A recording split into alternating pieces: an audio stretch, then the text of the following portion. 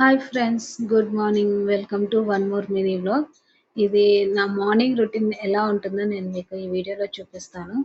Morning అంటేనే అందరికీ బిజీగా ఉంటుంది కదా. ఏం బ్రేక్ఫాస్ట్ చేయాలి, ఏం లంచ్ చేయాలి. సో నాది కూడా అదే టెన్షన్. మార్నింగ్ లేవగానే ముందు రోజు డిసైడ్ అవుతాను, బట్ మార్నింగ్ లేచేసరికి కొంచెం అటో ఇటో అవుతుంది కదా. సో ఆ టైంలో మళ్ళీ చేంజ్ అయిపోతుంది నా మెనూ, ఏం చేయాలి ఏమని.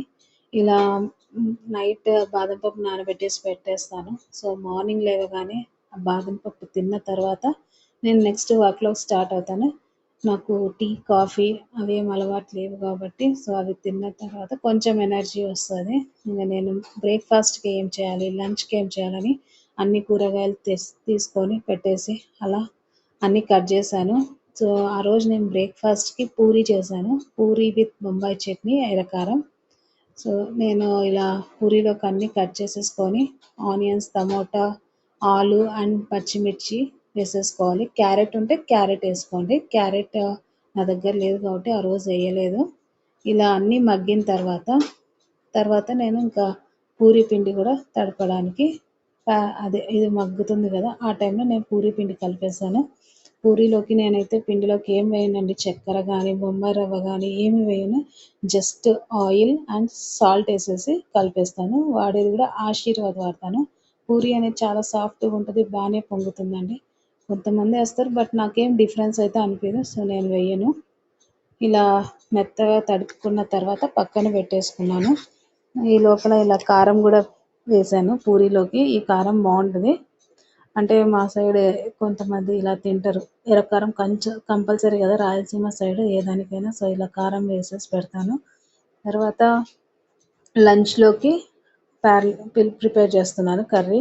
ఆ రోజు వంకాయ చేద్దామని డిసైడ్ అయ్యాను. వంకాయలో మనం చాలా వెరైటీస్ చేస్తాం కదా. సో నేను ఆ రోజు ఆనియన్ టమోటా విత్ అండ్ వంకాయ, ఈ కర్రీ అనేది చాలా బాగుంటుందండి. ఒకసారి ట్రై చేసి చూడండి.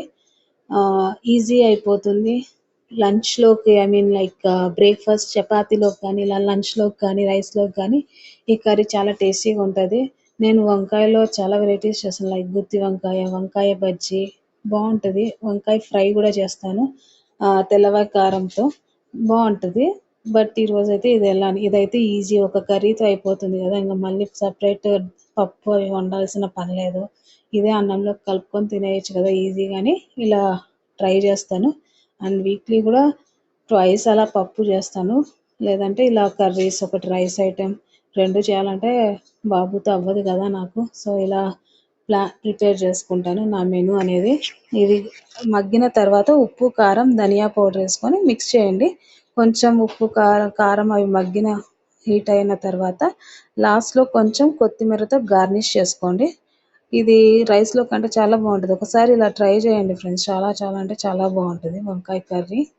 సో కర్రీ అంతా అయిపోతుంది బాగానే ప్రిపేర్ అయిన తర్వాత ఇంకా పూరీ స్టార్ట్ చేయాలి.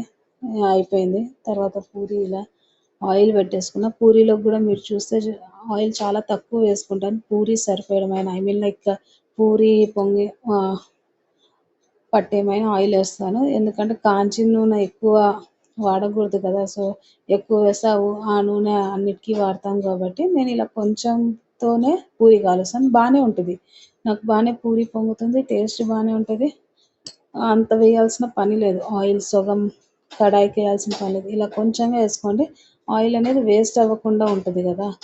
సో ఇలా పూరీ బాగా పొంగింది, చూడండి ఎంత బాగా పొంగిందో. అండ్ పూరీ అనేది అందరికీ ఫేవరెట్ కదా. ఇలా చూసిన తర్వాతే మనకి ఎక్కడికైనా వెళ్తే హోటల్కి కానీ ఎక్కడికి పూరీ కనిపిస్తే చాలు నేను పూరీ చూసేస్తా. పూరీ అనేది అంత ఇష్టం అనమాట. అది ఎలా ఉన్నా తినేస్తాం అనమాట. పెద్దగా ఐ మీన్ లైక్ ఒకవేళ కర్రీ బాగున్నా బాగలేకపోయినా పూరీ అనేది ఈజీగా మనం తినేస్తాం కదా. సో అలా పూరీ అనేది నాకు చాలా చాలా ఇష్టం. సో నా పూరీ కూడా చూడండి అన్నీ ఇలా కాల్ చేసుకున్న తర్వాత ఇలా బొంబాయి చట్నీ కూడా ఆల్మోస్ట్ ప్రిపేర్ అయిపోయింది. ప్రిపేర్ అయిన తర్వాత బొంబాయి చట్నీ కారంతో ఇలా ప్లేట్లో సర్వ్ చేసుకొని తింటే చాలా చాలా అంటే చాలా బాగుంటుంది. సో ఇది నా వ్లాగ్ ఫ్రెండ్స్. మీకు ఎలా ఉందో, నా మార్నింగ్ వ్లాగ్ ఇలా ఉంటుంది, మీకు ఎలా ఉందో చెప్పండి. నచ్చితే ఒక లైక్ ఇవ్వండి, షేర్ చేయండి, నా ఛానల్ని సబ్స్క్రైబ్ చేయండి. Okay, bye guys.